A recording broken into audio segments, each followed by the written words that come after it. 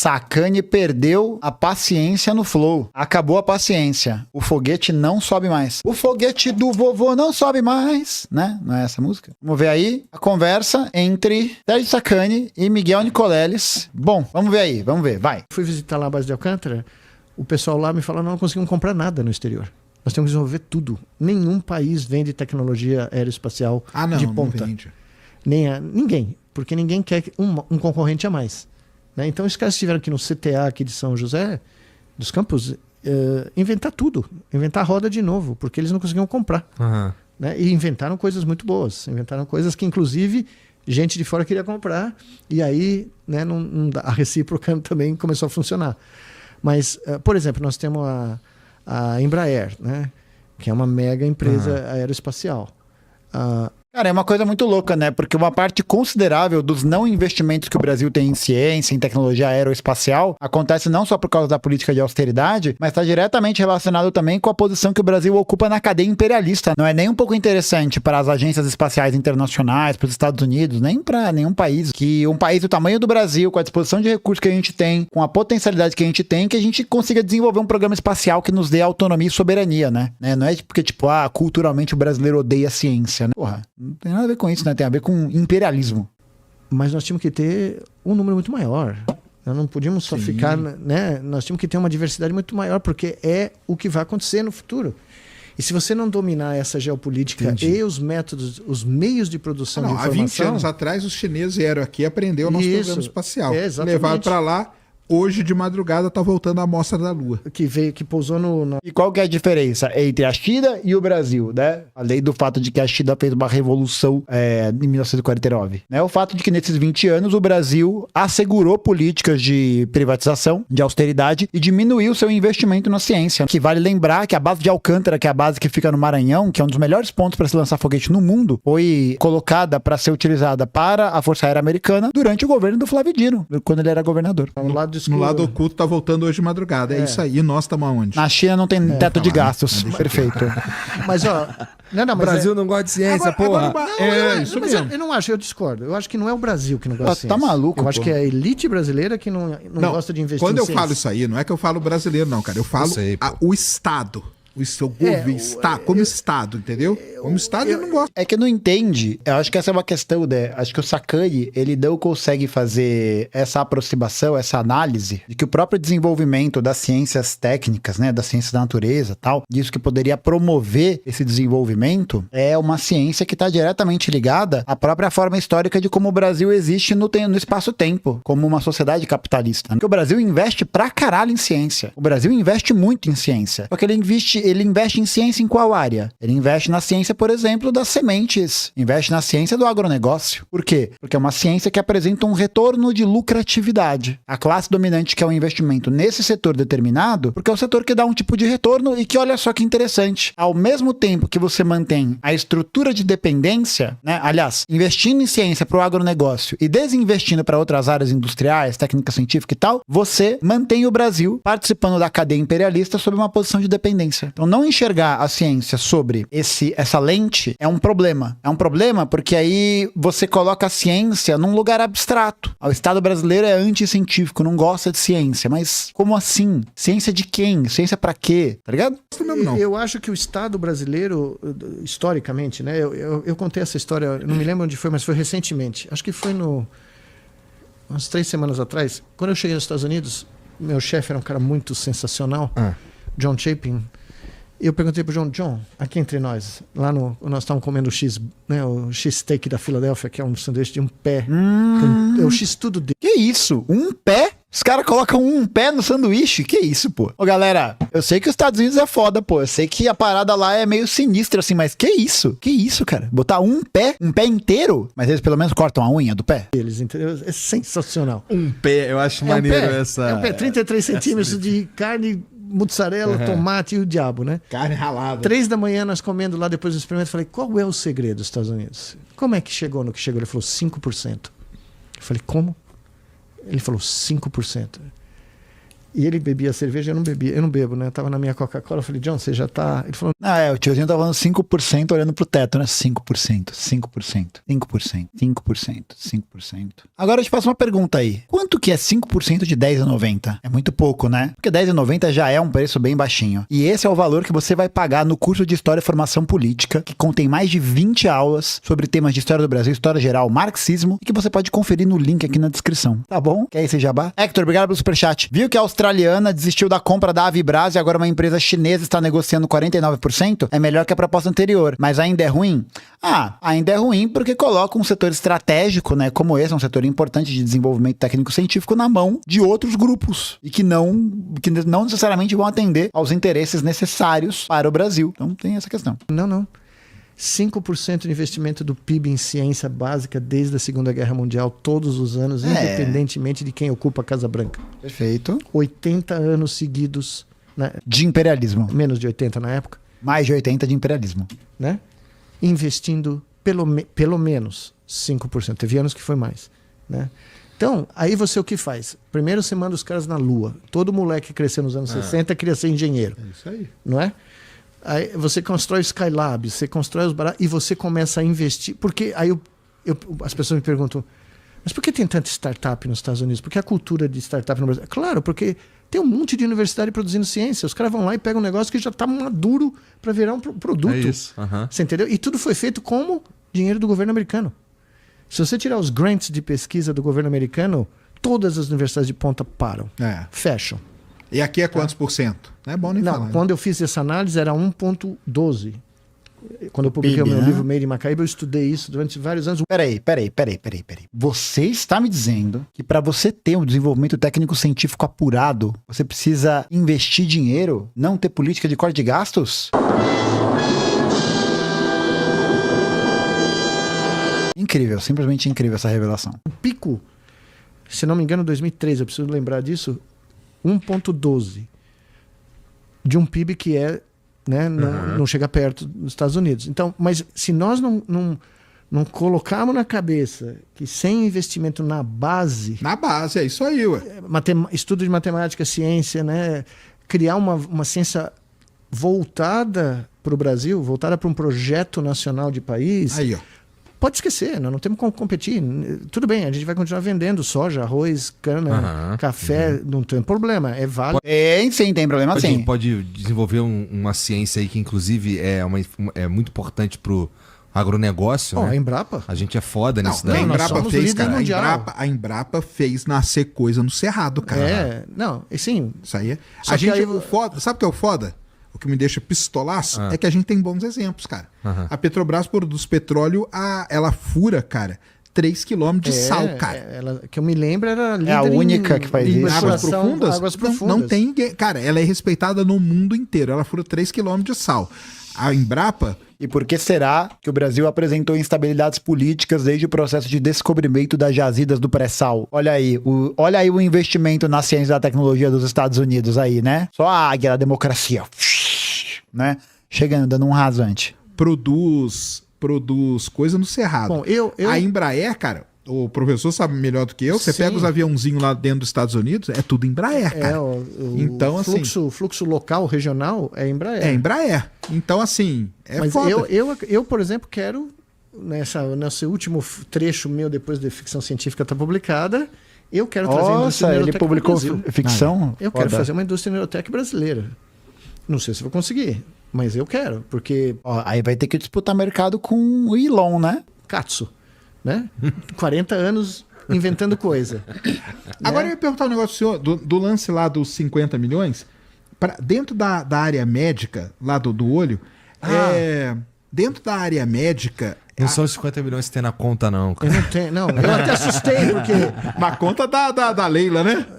A Leila tem um pouco mais. Tem um pouco mais.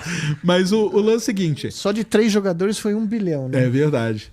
Tem a validade dessa amostra ser chinesa, vamos dizer. Então, dentro da medicina, isso tem um impacto? 50 milhões é um N que é difícil de você... Né? O problema é que tem variações genéticas. Sim, isso que eu ia perguntar. Tem toda a sorte de... Né, o que... Eu não sou oftalmologista, não estudo fundo de olho. Tenho um grande amigo meu de classe, que é um dos maiores oftalmologistas do Brasil hoje em dia. Até um dia desse eu até pensei que eu quero conversar com ele sobre o que eu vi, porque eu fiz o exame em mim, então eu vi a máquina funcionar como ela... Né, então ele tá pegando tem algumas amostras. Não, ele pegou uma amostra minha também. Eu tenho certeza que o meu olhinho tá lá. Mas eu, como sou curioso demais, eu falei, não, eu preciso ver. Né, deixa eu pôr meu olho aqui. Isso aí. E é muito impressionante, porque é uma tomografia computadorizada rápida, extremamente rápida e de altíssima resolução. Ele deu a foto para mim do meu fundo de olho. Os caras perguntando que olho. Porra, gente, presta atenção no que o Miguel tá falando. A gente tá falando de tecnologia, tá falando de soberania nacional, estamos falando de imperialismo. Cara, chat, leva a sério, pô, leva a sério. Né?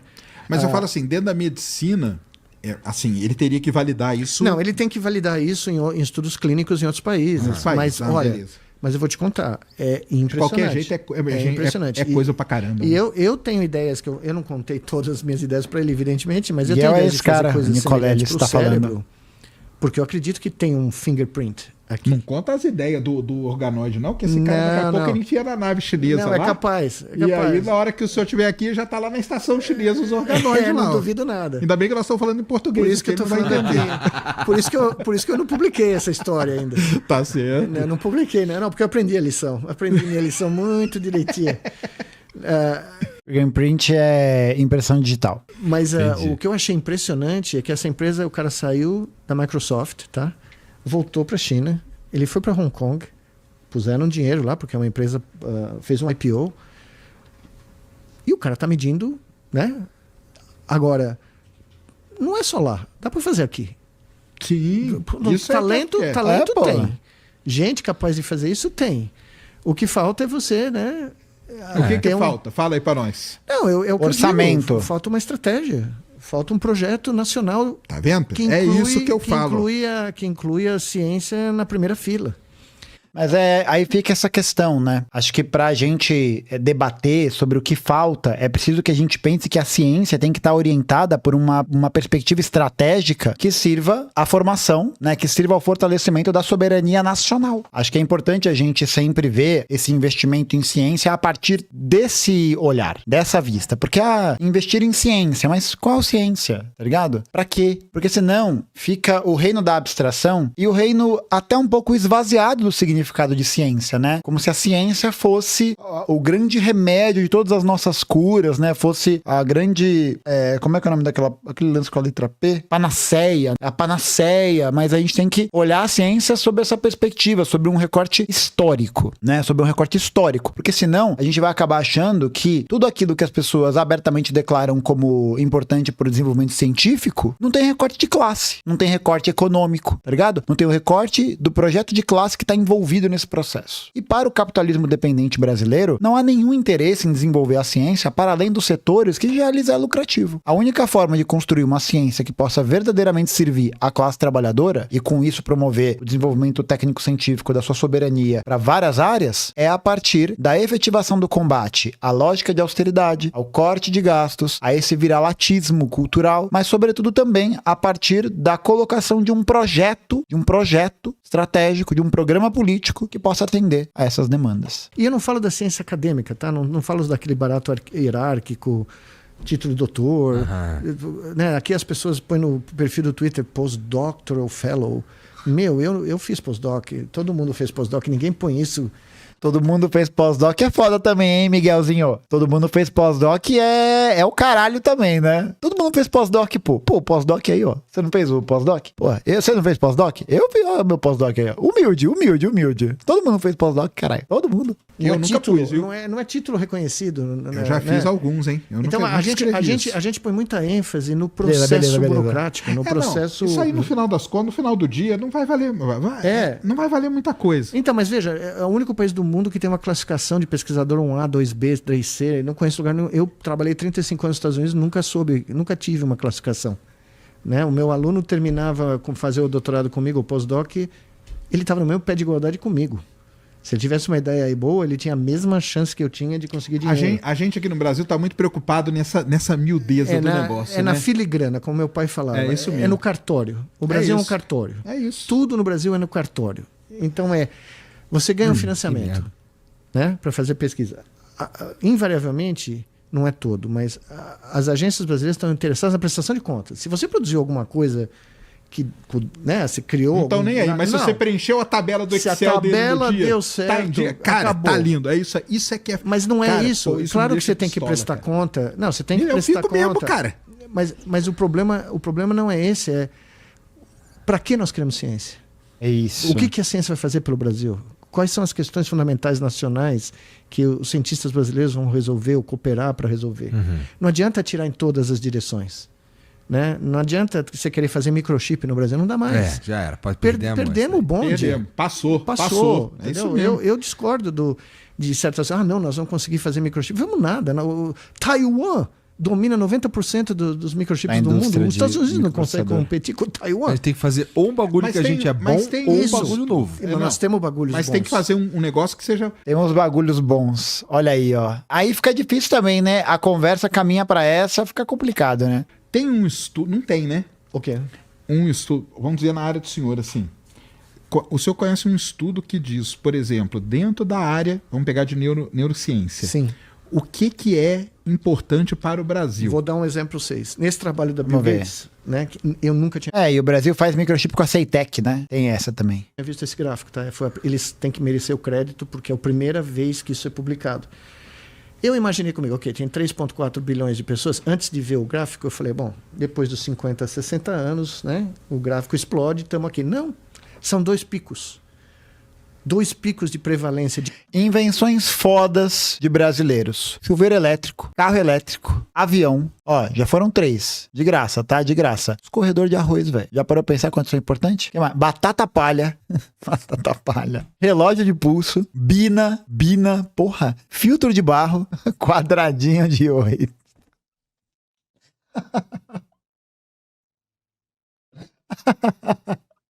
Quadradinho de 8 é sacanagem. Quadradinho de 8 é sacanagem. Hot dog com purê. Hot dog com purê. Jogo do bicho. Aquele negócio de amassar. Ô, galera, presta atenção aqui, caralho. Que isso? Porra, ovo de Páscoa. Porra, esse aqui é forte, hein, Júnior? Ovo de Páscoa de sushi é sacanagem. Pós-react, caralho. Não, como que você fala pra mim que o... Ô, Sacani, como que você fala pra mim que o brasileiro odeia a ciência depois disso? Como? Cara, pizza de estrogonofe. Por quê? Porque foda-se, velho. Foda-se. Não, veja bem, o preparo da massa e do molho. Aí tá o brasileiro jogando estrogonofe na pizza. Vai ficar bom pra caralho. Porra, tá de brincadeira. Não, toda vez... Pix é foda. Toda vez que eu vejo o centralismo democrático é top, o Leandro, ele sempre posta que de vez... sempre posta que de vez em quando é ótimo. De vez em quando ele vai numa pizzaria que ele pede uma pizza de açaí, velho. Cara, você tem noção do quanto a gente é vanguarda e avançado? Cara, tudo isso aí, entendeu? Pagamento parcelado é foda. Pagamento parcelado é complicado. É exatamente. O brasileiro misturou água com eletricidade e deu certo. Meu amigo, o céu é o limite. de doença e de morte. Primeiro, dos 0 aos 2 anos. Bum, mega pico. Depois, o pico que eu imaginei. Depois dos 60 anos. Então, é uma distribuição com 2 picos, binomial. Tá? Dos 0 aos 2 anos, nós estamos pegando todas as doenças congênitas, todas as doenças que podem ser prevenidas por um pré-natal bem feito da mãe, todas as doenças infecciosas, que acontecem comumente no Brasil, né? Zika vírus, toda sorte de coisa. Câmbio automático de carro foi brasileiro? Nem fudendo. Aí você tá inventando moda. Aí é mentira. Pizza de açaí com leite moça e granola. Que é isso? O que não nos mata, nos fortalece. É isso. Zika vírus? Qual que era esse meme do Zika vírus? Não lembro. Está nos primeiros 2 anos. Etanol, Então, se você tiver verdade. Etanol um de pré-natal cana. nacional de alta qualidade disseminado por toda a rede hospitalar do SUS, o mesmo padrão. Ó, presta por exemplo, atenção, nós fizemos método no de nosso saúde. campus. Isso a gente tem, né? Tem. A gente tem essa capacidade. Não, eu né? ia falar, nos últimos 14 anos nós fizemos isso na periferia de Natal, é um sucesso coronavírus. absoluto. É de graça, 60 mil consultas por ano, totalmente de graça. A mortalidade materna de gestantes de alto nível despencou. E esse lance de disseminar coisa de medicina, o Brasil sempre, até quando foi a vacina do Covid, o pessoal sempre queria que isso fosse implantado logo no Brasil, porque porque a por gente é conta bom do dia. SUS a Mas gente tem como, né? nós tínhamos talento humano para ter tido a nossa vacina. Foi um crime a gente não investir de verdade, não de mentirinha. De verdade. Porque a indústria da saúde, você me pediu uma indústria, é onde nós temos chance. Nós temos um parque, nós temos mais hospitais que os Estados Unidos. Ninguém sabe disso, mas é a verdade.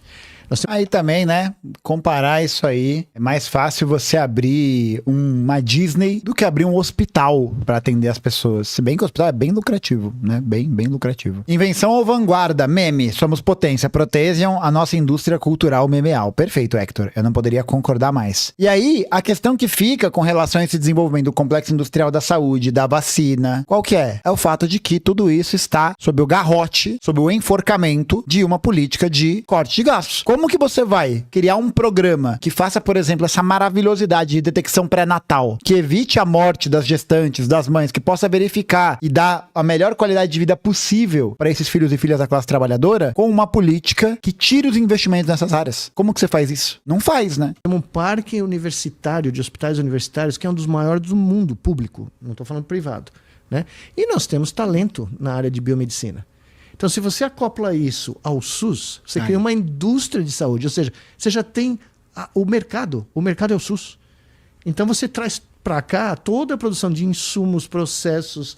E aí é foda, né? Porque você muitas vezes fica com o pouco recurso que já tem dentro da distribuição pro SUS, pro Ministério da Saúde, e uma parte considerável desse recurso acaba sendo direcionada para o subsídio de planos de saúde privado, tá ligado? Então é um recurso que muitas vezes não vai pro desenvolvimento técnico-científico, e que a gente não consegue desenvolver as coisas aqui, e uma parte desse orçamento vai para entidades privadas. Que em contrapartida, cancelam planos de saúde, cancelam também atendimento de maneira completamente arbitrária, tá ligado? É importante a gente falar viva o SUS, mas é importante também a gente entender que o projeto orçamentário e o projeto de uma economia política brasileira impactam diretamente o SUS. Não dá pra defender o SUS se você tá fazendo corpo mole ou tá fazendo vista grossa, por exemplo, com a diminuição dos pisos constitucionais em saúde, que tá pra ser aprovada agora. Não dá. Essas duas coisas estão, em conflito, estão em paralelo. Para a gente poder pensar numa política que garanta a sobrevivência da classe trabalhadora, a gente precisa pensar fora de uma política de austeridade, fora de uma política de corte de gastos, fora de uma política de diminuição do piso constitucional da saúde. Esse é o primeiro passo.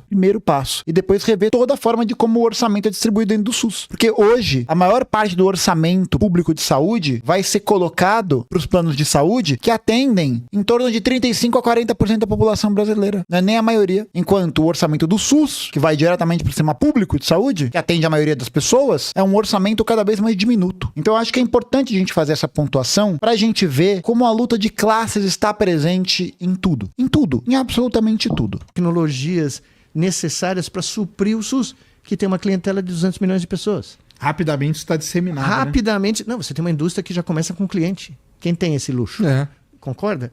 Então, essa é uma... E é um prato cheio para os laboratórios estrangeiros. É um prato cheio para todos os países que já têm a sua tecnologia no seu complexo industrial da saúde desenvolvidos e que querem explorar o mercado de saúde aqui no Brasil. Uma área, por exemplo, e a área que eu acredito piamente, porque eu conheço ela, essa área de neurotecnologia, nós temos os dois picos aqui, 0 a 2, 60 para cima. Se você consegue fazer o pré-natal decente a nível nacional, você elimina aquele pico esse ali. pico. Você vai ter muito mais crianças que podem ter todo o seu potencial humano e intelectual.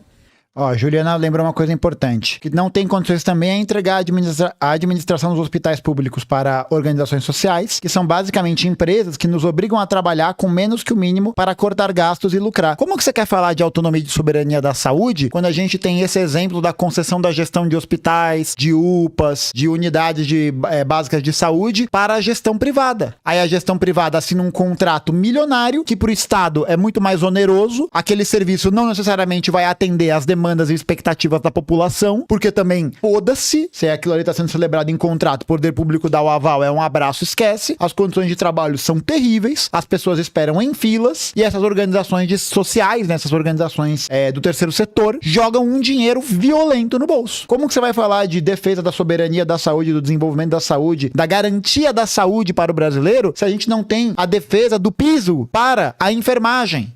Se a gente tem instituições do Estado brasileiro que atacam atacam o piso da enfermagem. Como que a gente vai falar disso? Tá ligado? Como que a gente vai falar de soberania da saúde sem pensar nessas questões, sem pensar nas condições que a classe trabalhadora da saúde vai ter? Os agentes públicos de saúde, os agentes sanitários, a galera da Anvisa, os servidores públicos federais, todo mundo que tá envolvido nessa seara. Todo mundo. Não tem como pensar uma política de autonomia da saúde que possa, de novo, né, fazendo coro aí com o que eles estão falando, atender a classe trabalhadora, blá, blá, blá, blá, blá, sem que a gente pense essas questões também. Pleno, porque não vão ter meningite, não vão ter zika, não vão ter todos... Estão vivos. Estão vivos, Mas vai acabar diminuindo esse pico aqui na frente e aí também, você, né? exatamente, você influencia E só prova o ponto, né? Só prova o ponto de que quem não gosta de ciência no Brasil é a burguesia brasileira. Quem não gosta da autonomia do povo brasileiro é a burguesia brasileira. Quem não gosta da ideia de soberania para o Brasil, de independência para o Brasil, é a burguesia brasileira. É a burguesia brasileira que com esse projeto alicerçado e apoiado pelas forças dominantes e apoiado pela esquerda hegemônica do seu projeto neoliberal de esquerda, fazem o que elas quiserem, porra. Passam o trator em cima de tudo. Eles odeiam o Brasil. Essa é a verdade. Eles odeiam o Brasil. E aí, eles precisam se fantasiar de patriota, se fantasia com esse nacionalismo xenofóbico,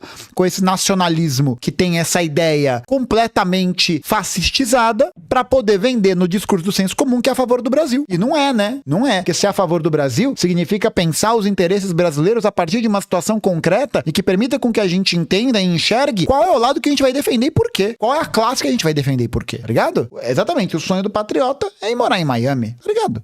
saúde pública da população para tentar amainar esse pico do outro extremo. Só que aqui você deploy todas as novas tecnologias, novos processos de tratamento não farmacológicos, você põe neste grupo aqui. Entendeu? Então o que você faz? Para quem gosta da palavra produtividade, eu não gosto, mas você aumenta a capacidade dos seres humanos expressarem plenamente o seu potencial produtivo. Além de serem mais felizes, porque você vai ter uma população mais saudável, você vai ter crianças que não vão ter morbidades para o resto da vida, mães que não vão morrer de infecção, né? Então, a indústria da saúde, para mim, era um foco. Teria que ser um foco claro, porque nós temos todos os componentes, né? Só que, por exemplo, o Brasil entrar na indústria bélica... E é meio que foda-se, né? Tipo, não se tá preocupado com os níveis, né? Ou as condições que os trabalhadores brasileiros vão ter para produzir. A gente tá falando de uma situação, né, de desenvolvimento da América Latina que leva justamente esse caráter da superexploração, que leva esse caráter em que esses setores da classe trabalhadora são jogados em condições cada vez piores de trabalho, de vida. E meio que pra burguesia foda-se, né? Porque afinal de contas, de onde tá vindo esse, tá vindo mais. E é por isso que a burguesia brasileira, as forças hegemônicas se preocupam tanto com a queda da taxa de natalidade. Por que se preocupa tanto com a queda da taxa de natalidade em países aqui como o Brasil, a Argentina, né, na América Latina, da África? Por que se preocupa com isso? Por quê? Porque isso significa menos mão de obra. Por isso. Significa menos mão de obra. Por isso. Como nós vamos competir? Quem vai competir com os Estados Unidos, Rússia, China? Não tem a menor condição. Não, é o que eu falo, indústria de foguete, não precisa, cara, já passou isso aí, passou. Lá, há 20 anos a gente tava na vanguarda, hoje esquece, cara. Eu falo isso. Porra, maluco, se a Argentina tá na vanguarda da ciência dos foguetes e lá tá dando pra comprar o país pelo valor de 6 empanadas da Paola Carrossela, tá de sacanagem, né? Esquece, é porque esquece. Um beijo a todos os hermanos e um grande saludo a todos os comunistas del Partido Comunista Argentino. Um grande beijo para todos vocês. Esquece, cara. Não se apegue nisso não, galera. Eu acho que, por exemplo, a Embraer responde, eu acho que sozinha, se eu não me engano, eu tenho que conferir, mas por 4,9% do PIB brasileiro. Puta que pariu. Exportação de avião. Pô, é significativo, uma empresa, né? Imagina você tem 100 Embraers em outras áreas. Não.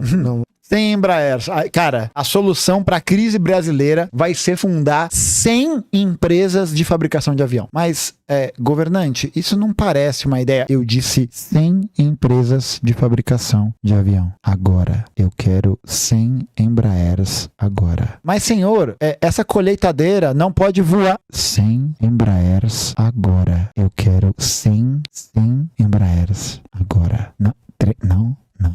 Avião. Eu quero avião. Avião. Você diversifica, porque olha o que está acontecendo no Pantanal hoje. Vai ter avião, vai ter Boeing, vai ter avião biplano, vai ter hidroavião, vai ter avião-trem, vai ter meca animais avião, vai ter avião pra caralho. Nós estamos sentados aqui, 80% do Pantanal está Tá queimando. queimando hoje, é. Hoje, está manchete de todos os jornais no Brasil. Ontem foi, né? O Richard até postou lá, não sei se você viu, né? Vi. Pô, não é a Amazônia mais. O Cerrado já foi. Ou praticamente já foi. Nós estamos destruindo os ambientes ecológicos mais naturais do Brasil. Caatinga, Cerrado e Pantanal. Né?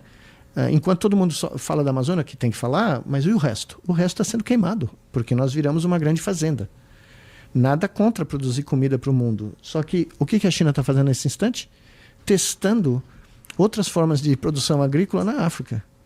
Lógica do capitalismo dependente aparecendo aí. Nossa produção, nossa ciência é toda desenvolvida para a exportação desses produtos de baixo valor agregado e todo o nosso investimento em potenciais produtos, em potenciais cadeias produtivas técnico-científicas mais desenvolvidas, fica pro beleléu. Olha aí que maravilha. Daqui a pouco vai ter a soja do Quênia. E aí? Aí nós vendemos o quê para eles? Se a gente viver nessa pira que a gente tá aí, a gente corre risco mesmo disso. Não, muito mais perto ir pro Quênia. Concorda? O naviozinho é muito mais perto de chegar no Quênia e eles vão ter o domínio da produção lá. É deles, né? É deles, não vai ser daqui. Né?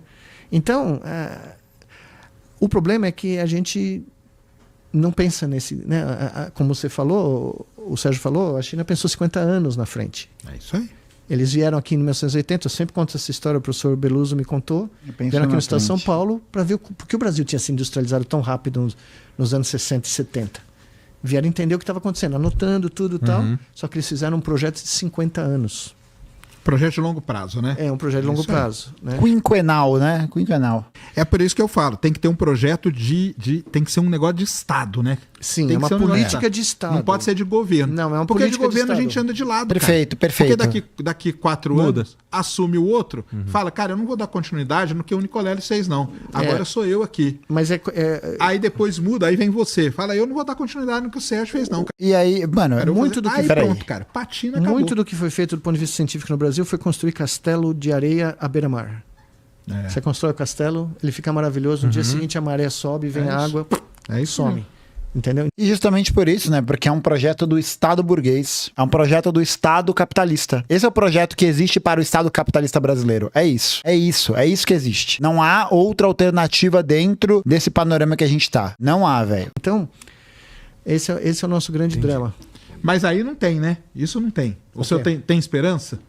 Eu sempre tenho esperança, porque eu sou Tem, palmeirense. né? O senhor confia na humanidade, né? Não, eu Qual que é confio, seu tá grau aqui, aí ó, de tá correto? Tô escrito. vendo, tá aí, ó. Tá aí, é. Tá escrito aqui. Sempre tenho esperança porque eu sou palmeirense. Eu tô mais pra chinesa lá, viu?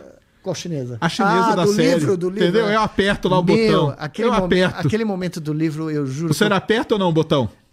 Se tivesse que apertar o botão naquele momento, não, eu não apertava o botão. Não? Se o cara me mandou uma mensagem dizendo pra mim, tem uns caras muito ruins aqui. Eu não apertava também, Eu não. Não apertava, não? Não, eu não apertava. Aí tá, não. vocês acreditam na humanidade, Eu não cara. apertava, Ah, não. que lindo, ó. Essa risada maléfica no final foi foda. Acreditar na humanidade? É isso. Não, eu também não entendi o botão.